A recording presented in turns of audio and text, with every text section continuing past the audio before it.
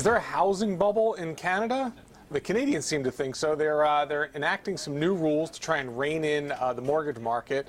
Rob Searon took a close look at it and found some interesting things. It's starting to look a little bit like America a few years Well, ago. it is a bit. I mean, prices are up about 20% for the average Canadian home over the past 3 years, 30% in Toronto, which is the biggest market. And Vancouver also has seen big gains as well. The problem is that Canada, they're essentially pressing on the gas and the brake at the same time because they've got very low monetary rates. In other words, you can borrow really cheaply to buy a house. Just like pretty much just the like rest of the the U.S. world. Exactly. And at the same time, they're trying to put on the brake at the same time. They're saying they're making it harder and harder for people to get mortgages. So they've enacted this is their fourth policy just in last 4 week, years, yeah. in 4 years to try and rein it in. And they already had some pretty good measures in there to start with. They already right? have some things that make it a lot harder to have a bubble than they did in the United States. For instance, you can't. You know the term jingle mail. You can just walk away from a mortgage in the United States. You send your keys back. You lose your house, and that's it.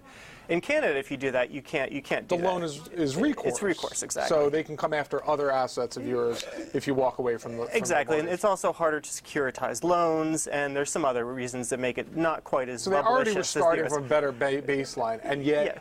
Things keep they can't seem to keep prices down. Yeah, the problem is, of course, it's a factor of psychology. Also, you know, if you see your neighbor get rich, you start to say, well, maybe we should buy a house, and you know, it's that type of thing. The problem is, in the United States, after people have a bubble, then they become very cautious. Like, you know, if you buy a house now, everyone's like, you're crazy. Why would you buy a house? You know, right. Only idiot buys a house. Well, actually, it's pretty smart to buy a house in the States now. Right. Not so smart in Canada, perhaps.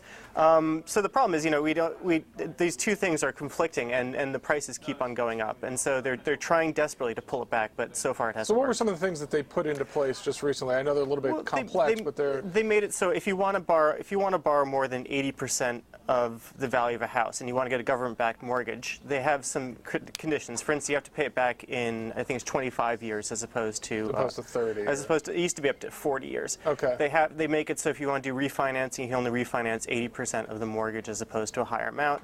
And sort of things like that, technical things. But what they do is they mean that people have to pay their loans down faster. They can't take out as much debt. They can't have as much debt in relation to their salary.